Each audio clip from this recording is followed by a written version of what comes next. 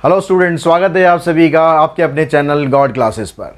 तो बच्चों, परेशान बिल्कुल मत हो कि आपको क्या करना है क्या नहीं करना। कोई कुछ कह रहा है, कोई कुछ कह रहा है कि ये छोड़ दो, वो कर लो, ऐसा करोगे तो अच्छे नंबर आ जाएंगे, वैसा करोगे तो अच्छे नंबर आ जाएंगे।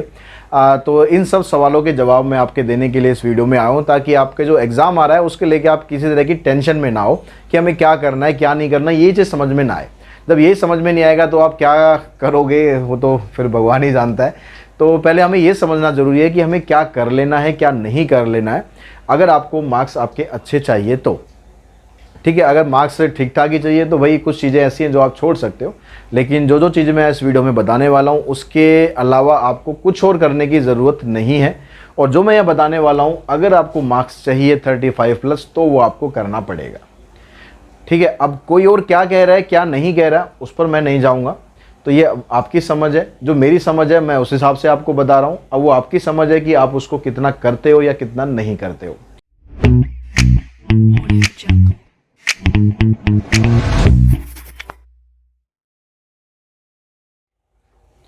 तो सबसे जो पहला जो टॉपिक है वो है इंटीग्रेशन, जिसमें सबसे ज़्यादा समस्या है कि हमें क्या करना है और क्या नहीं छोड़ना। बहुत लंबा टॉपिक है, तो क्या करें क्या ना छोड़ें।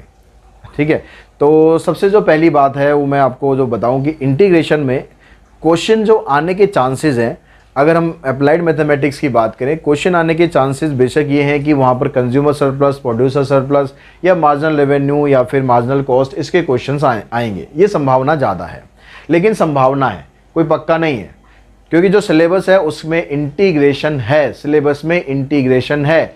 और अगर आप मार्जिनल सरप्लस और ये कंज्यूमर सरप्लस और ये रेवेन्यू और कॉस्ट वाले क्वेश्चन भी करना चाहते हैं तो भी आपको इंटीग्रेशन तो बेटा करना पड़ेगा।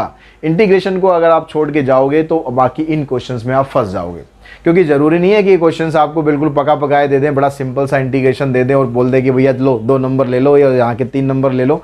ऐसा नहीं होने वाला है ना। हो सकता है कुछ ट्रिकी क्वेश्चंस आ जाए, इंटीग्रेशन उसमें ट्रिकी आ जाए, क्योंकि करना तो उसमें इंटीग्रेशन ही है ना।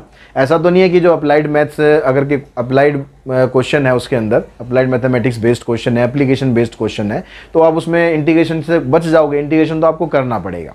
तो सभी को मैं ये सलाह ज़रूर देता हूँ कि जो बेसिक इंटीग्रेशन है, बहुत एडवांस लेवल का नहीं, ठीक है, जिसने इंटीग्रेशन बहुत अच्छे से तरीके से कर रखा है वो एडवांस लेवल का जरूर करे अपना। जिसकी तैयारी पहले से हो रखी है वो छोड़ के ना चले। हाँ, लेकिन जिसको इंटीग्रेशन में प्रॉब्लम है, बहुत ज़्यादा अभी टाइम नहीं है आपके पास कि आप उसको नहीं कर पा रहे हो, बहुत ज़्यादा ट्रिकी क्वेश्चन समझ में नहीं आते, तो एटलीस्ट जो बेसिक लेवल ऑफ क्वेश्चन है इंटीग्रेशन के वो आपको ज़रूर पता होने चाहिए। उसमें क्या टेक्निक्स होती हैं, सब्स्टिट्यूशन मेथड क्या होता है और बाय पार्ट्स क्या होता है, पार्शियल फ्रैक्शन क्या होता है, ये सारे मेथड्स आपको पता होने चाहिए।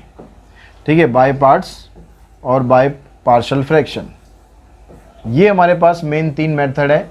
अगर बेसिक इंटीग्रेशन है, डायरेक्टली इंटीग्रेशन हो जाता है तो ठीक है, अदरवाइज इन तीनों में से किसी एक मेथड से आपको इंटीग्रेट करना पड़ेगा। तो ये तीनों मेथड हर एक बच्चे को पता होने चाहिए इंटीग्रेशन के। ठीक है, बहुत एडवांस लेवल के क्वेश्चन मत करो, लेकिन एटलीस्ट ऐसे क्वेश्चन जरूर कर लो जिसमें इनका यूज होता है और आप उनको यूज करना आपको आ जाए। उसके अलावा अगर हम प्रॉपर्टीज की बात करें, प्रॉपर्टीज भी आपको करनी है, क्योंकि प्रॉपर्टीज भी हैं हमारे सिलेबस में। प्रॉपर्टीज आपको सारी नहीं करनी है, प्रॉपर्टीज मैंने आपको बता भी रखी हैं। जो हमने पिछला वीडियो बनाया था इंटीग्रेशन का, जो लाइव मैंने लिया था, उसमें बताया भी था आपको प्रॉपर्टीज कौन कौन सी करनी है। आपको 3rd प्रॉपर्टी, 4th प्रॉपर्टी और 5th प्रॉपर्टी, ये 3 प्रॉपर्टी अच्छी तरह से कर लेनी है। इन्हीं के कुछ क्वेश्चंस प्रैक्टिस कर लेने हैं, बस इतना ही आपको करना है। ठीक है, उसके बाद अगर हम बात करें जो एप्लीकेशन बेस्ड क्वेश्चन है वो तो आपको करने ही है। Consumer surplus, producer surplus, marginal revenue, ठीक है, और मार्जिनल कॉस्ट, ये सब क्वेश्चन करने। तो इंटीग्रेशन में इतना पार्ट आपका सबका ज़रूर होना चाहिए, अगर इंटीग्रेशन के आपको पूरे के पूरे 9 मार्क्स लाने हैं तो। अब इसके अंदर डिफरेंशियल इक्वेशन भी आने वाला है, सिर्फ ये खाली ये 9 मार्क्स का नहीं है। ठीक है, ये 5 मार्क्स का ही, अगर डिफरेंशियल इक्वेशन की हमारी केस स्टडी आ गई तो ये 5 मार्क्स का बचता है। अगर डिफरेंशियल इक्वेशन में हमें पहली एक्सरसाइज करनी है, ग्रोथ एंड डीके मॉडल करना है, 2 टॉपिक उसमें से करने हैं, बाकी उसमें से कुछ नहीं करना। यानी जो फर्स्ट एक्सरसाइज है और लास्ट एक्सरसाइज है। अब ग्रोथ एंड डीके मॉडल में आपको जो एमएल में क्वेश्चन दिए हैं वो भी करने हैं, जो सीबीएसई हैंडबुक में दिए हैं, क्योंकि जो सीबीएसई सैम्पल पेपर है उसमें आपको जो क्वेश्चन दिया गया है वो ड्रग एसिमिलेशन का क्वेश्चन है। तो उसी के हिसाब से अगर हम यहाँ पर देखें तो आपको जो न्यूटन्स लॉ ऑफ कूलिंग है वो भी कर लेना है, और जो ड्रग एसिमिलेशन के क्वेश्चंस हैं वो भी करने हैं। इसके अलावा जो बाकी क्वेश्चंस आपको दे रखे थे, ठीक है, ग्रोथ एंड उसमें कार्बन डेटिंग वाले क्वेश्चंस थे, और इसके अलावा जो उसमें फाइनेंशियल क्वेश्चंस थे जिसमें आपको प्रिंसिपल इंटरेस्ट वगैरह दे रखा था, तो ये वाले क्वेश्चंस भी आपको करने हैं। तो ओवरऑल कैलकुलस में ये सारा कुछ काम आपको करना है। अगर कैलकुलस के आपको 9 मार्क्स चाहिए तो इसमें से कुछ भी छोड़ के अगर जाओगे तो फिर भाई अपने रिस्क पे जाना, फिर मत कहना कि सर आपने बताया नहीं था, बता मैंने दिया है, करना ना करना वो आपका काम है। उसके बाद अगर हम बात करें नेक्स्ट टॉपिक की, नेक्स्ट टॉपिक हमारे पास आता है इन्फ्रेंशियल स्टेट्स। ठीक है, इन्फ्रेंशियल स्टेट्स के अंदर भी अब यहाँ पर आपको सबसे ज़्यादा कन्फ्यूज़न यही है एक्चुअली, अगर मैं कहूँ तो आपको यहाँ पर एटलीस्ट क्या क्या करके जाना है, थ्योरी बेस्ड क्वेश्चंस आपको पढ़ के ज़रूर जाने हैं। ये मत समझना कि नहीं आ सकते, कुछ भी आ सकता है। थ्योरी बेस्ड क्वेश्चन में क्या क्या डिफरेंसेस, जो मैंने फार्मूला शीट आपको दी है उसमें मैंने सब कुछ आपको बता रखा है। Difference between population and sample,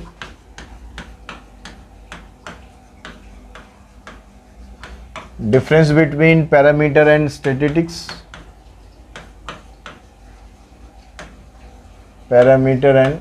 statistics,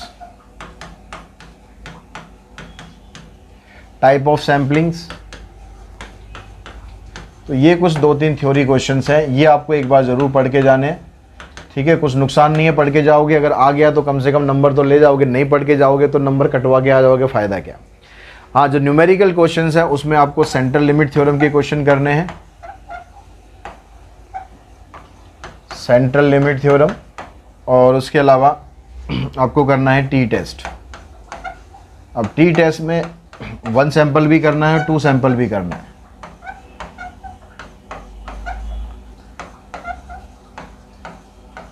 at least इतना आप ज़रूर कर लेंगे। एस्टिमेशन आप छोड़ सकते हैं और जेड टेस्ट भी हमारे सिलेबस में नहीं है तो ये दोनों हम छोड़ सकते हैं, तो इनको आप स्किप कर देंगे। मतलब थ्योरी बेस्ड क्वेश्चन कर लें, सेंट्रल लिमिट थ्योरम कर लें, और उसके अलावा जो टी टेस्ट के क्वेश्चंस हैं ये 1 सैंपल और 2 सैंपल दोनों तरीके के क्वेश्चंस कर लें। उसके बाद अगर हम बात करें, नेक्स्ट टॉपिक है हमारा टाइम सीरीज़ के अंदर तो ज़्यादा कुछ ऐसा है नहीं, 2 ही मेथड है, मेथड ऑफ मूविंग एवरेज और मेथड ऑफ लीस्ट स्क्वायर। उसके अंदर ऑड इवन वाले सब तरह के क्वेश्चंस आपको कर लेने हैं। उसके बाद फिर हम आ जाते हैं फाइनेंशियल मैथमेटिक्स पर। अब फाइनेंशियल मैथमेटिक्स में आपको परपेचुटी वो करनी है, सिंकिंग फंड करना है, और CAGR करना है, इफेक्टिव रेट ऑफ रिटर्न, मतलब उसमें तो सारा कुछ हमें बता ही रखा है, सारा कुछ करना है, उसमें कोई कन्फ्यूजन वाली बात ऐसी है नहीं। ठीक है, उसमें आपको स्टॉक शेयर एंड डिबेंचर वो तो ऑलरेडी सिलेबस से डिलीट है, वो नहीं करना है। लेकिन ये मत देखना कि कहीं पर स्टॉक शेयर का क्वेश्चन अगर आ गया, स्टॉक शेयर वर्ड्स उसके अंदर आ गए, तो ऐसा मतलब ये नहीं है कि वो स्टॉक शेयर एंड डिबेंचर का ही क्वेश्चन होगा।